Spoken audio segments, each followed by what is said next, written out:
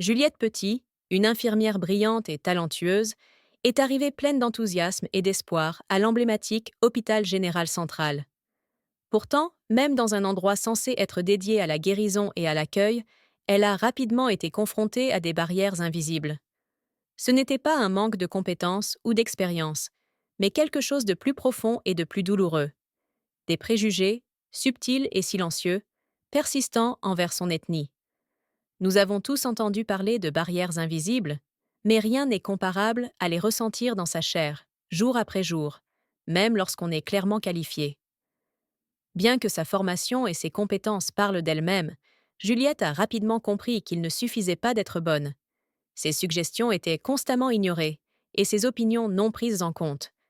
Cela se manifestait dans de petits moments, comme lorsqu'elle était la seule dans la pièce à ne pas être appelée par son nom lors des réunions. Ces détails, bien que subtils, étaient un rappel constant que pour certains, ses compétences étaient éclipsées par la couleur de sa peau. Imaginez la frustration de devoir prouver encore et encore ce qui devrait être évident. Mais Juliette n'a pas abandonné. Elle a compris qu'il était nécessaire de persévérer et de montrer qu'elle n'était pas seulement capable, mais indispensable pour changer la mentalité d'une institution. Au milieu de ces obstacles, elle a montré sa force silencieuse. Et parfois, la meilleure réponse à un environnement hostile est de continuer à briller, même si l'on n'est pas reconnu. C'est ici que l'histoire commence à prendre un tournant inattendu, car quelqu'un observait tout cela, quelqu'un que personne n'aurait pu deviner. François Bernard, un patient apparemment ordinaire, était en convalescence après une opération compliquée, mais ses yeux étaient tout sauf passifs. Depuis sa chambre, il voyait tout ce qui se passait dans les couloirs de l'hôpital, et ce qui l'interpellait particulièrement, c'était l'infirmière Juliette. Ce n'était pas seulement son engagement envers le travail ou sa façon amicale de traiter les patients, c'était aussi la manière injuste dont elle était traitée par le personnel médical. François voyait quelque chose que beaucoup semblaient ignorer, le préjugé sous-jacent auquel Juliette était confrontée chaque jour. En l'observant, François se demandait comment il était possible qu'une personne si clairement qualifiée soit exclue des discussions importantes. À plusieurs reprises, il remarqua que les idées de Juliette étaient ignorées jusqu'à ce que quelqu'un d'autre les répète et en obtienne des applaudissements. C'était quelque chose qu'il ne pouvait pas ignorer. La douleur silencieuse de Juliette, son incessant effort pour se tenir droite, résonnait profondément avec ce que François avait déjà vu dans la vie, les luttes que beaucoup mènent sans reconnaissance. Chaque jour, François se sentait de plus en plus impliqué dans la situation. Il ne s'agissait plus seulement de sa guérison physique, mais de quelque chose de plus grand, quelque chose qu'il ne pouvait ignorer.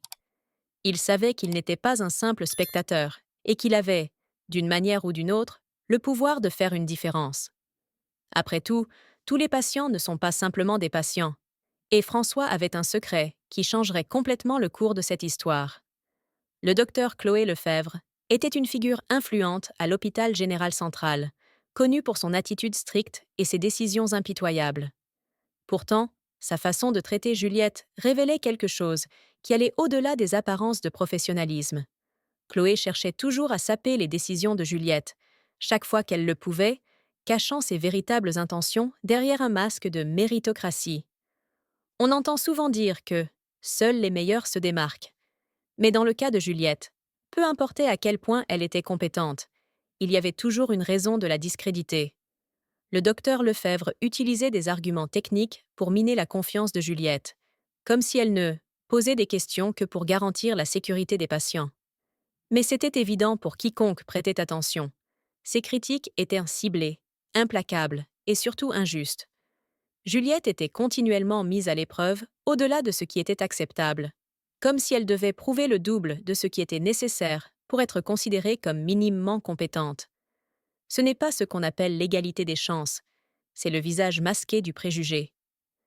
Et pourtant, Juliette ne se laissait pas décourager. Elle continuait de répondre aux questions, de prendre des décisions sûres et de montrer que sa compétence, malgré les tentatives de Chloé de la rabaisser, ne pouvait pas être éteinte. Félix, qui observait tout cela de loin, commençait à réaliser que le problème allait bien au-delà de l'arrogance d'une médecin. C'était quelque chose de profondément enraciné et qui nécessitait une action plus profonde. François savait que le moment d'une intervention approchait de plus en plus.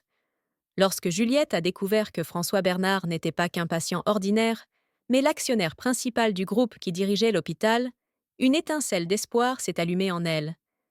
Il ne s'agissait pas seulement de trouver quelqu'un avec du pouvoir, il s'agissait de trouver quelqu'un prêt à agir. En racontant à François ses expériences et ses frustrations, elle voyait en lui une chance de briser enfin le cycle toxique qui régnait là-bas. C'était un risque, mais elle savait que cela valait la peine d'essayer. De son côté, François était impressionné par la résilience de Juliette. Il avait vu de près son combat et savait qu'il fallait que quelque chose change, non seulement pour Juliette, mais pour tous les professionnels qui, comme elle, subissaient une discrimination sans avoir de voix. Il décida de ne plus être un spectateur passif. Avec sa position influente, il commença à rassembler les informations nécessaires pour faire la lumière sur ce qui se passait. Après tout, le pouvoir sans action n'a aucune valeur, et François était déterminé à l'utiliser pour promouvoir la justice. Ce qui suivit fut un véritable tournant. François et Juliette s'associèrent et commencèrent à planifier une enquête interne. Il était temps de révéler ce que beaucoup cherchaient à cacher et de transformer la culture de cet hôpital pour toujours. Le courage de Juliette et la détermination de François créèrent un partenariat inattendu, mais puissant, prêt à transformer le Central General Hospital de l'intérieur. Avec l'enquête interne dirigée par François et Juliette, de longues vérités cachées commencèrent à émerger. Il ne fallut pas longtemps pour que la culture toxique et discriminatoire de l'hôpital soit mise à jour, et les actions du docteur Chloé Lefebvre se retrouvèrent sous les feux de la rampe. Les preuves étaient claires. Il y avait un schéma cohérent d'exclusion et de préjugés, déguisé en méritocratie. Il n'était plus possible d'ignorer ce qui se passait, et les conséquences suivirent rapidement.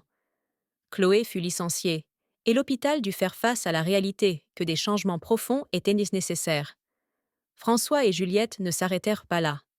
Ils savaient que le licenciement d'une personne ne résoudrait pas tout. Il était nécessaire de changer la structure et les politiques de l'hôpital. Ensemble, ils mirent en place une série de nouvelles mesures pour garantir l'inclusion et lutter contre le racisme, allant de la formation obligatoire à la création de canaux sûrs pour les plaintes. Ces changements concernaient non seulement le présent, mais aussi la création d'un environnement qui valorisait et soutenait les professionnels de toutes origines, sans exception. Juliette, qui avait tant souffert des injustices, aidait désormais à construire un autre avenir. Cette transformation ne passa pas inaperçue. L'histoire de Juliette et François commença à inspirer d'autres personnes, tant à l'intérieur qu'à l'extérieur de l'hôpital. Les professionnels de santé qui se sentaient auparavant impuissants virent le Central General comme un exemple de la façon dont le changement est possible lorsque l'on fait preuve de courage et de détermination. Et alors que l'hôpital poursuivait son chemin de renouveau, un nouveau départ se dessina pour Juliette. Un départ qui dépassait tout ce qu'elle avait pu imaginer.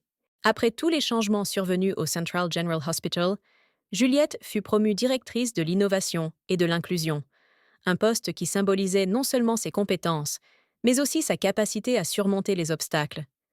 C'était un poste qui lui permettait de s'assurer que plus personne ne serait confronté aux barrières invisibles qu'elle avait vécues. Juliette savait que la lutte ne s'arrêterait pas là. La véritable transformation consisterait à garantir que tous, indépendamment de leur origine, aient les mêmes opportunités de croître et de prospérer. Elle commença à mettre en place des programmes de mentorat pour les jeunes professionnels de santé issus de minorités ethniques, montrant que l'inclusion n'était pas qu'un joli mot, mais une pratique quotidienne. Ces efforts créèrent un réseau de soutien qui n'existait pas auparavant, où infirmiers, médecins et autres employés se sentaient valorisés et entendus. La résistance à laquelle Juliette faisait face devint un moteur pour inspirer les autres, et son travail devint un modèle de la façon dont le changement commence par de petites mais continues étapes. L'histoire de Juliette se propagea rapidement et devint un symbole de résistance et de transformation pour les hôpitaux à travers le pays. Elle prouva que même dans des environnements où les injustices sont enracinées, il est possible de semer les graines d'un avenir meilleur. Ainsi, le Central General se transforma d'un lieu où les gens se sentaient opprimés en un espace où ils se sentaient autonomisés et respectés. Ce voyage ne fut pas seulement celui de Juliette, mais de tous ceux qui, comme elle, croyait que le changement commence par le courage et la détermination. Moralité de l'histoire. L'histoire de Juliette et François nous enseigne que même dans les moments les plus difficiles, le courage et la résilience peuvent tout changer. Si vous avez déjà vécu une situation injuste, si vous vous êtes senti exclu malgré vos efforts, sachez qu'il y a toujours un moyen de transformer cette réalité. Juliette a lutté non seulement pour elle-même, mais a inspiré de nombreuses autres personnes à faire de même. Et vous, comment utilisez-vous votre pouvoir pour changer votre vie et celle des autres? Je voudrais savoir. Avez-vous vécu quelque chose de similaire? Comment avez-vous réagi? Partagez vos expériences dans les commentaires, car votre histoire pourrait être l'inspiration dont quelqu'un d'autre a besoin. Et si vous souhaitez en savoir plus sur la façon de transformer les obstacles en opportunités, abonnez-vous à la chaîne et activez les notifications. Ici, nous continuerons à explorer des histoires qui peuvent vous aider à changer le monde qui vous entoure, et peut-être même vous-même.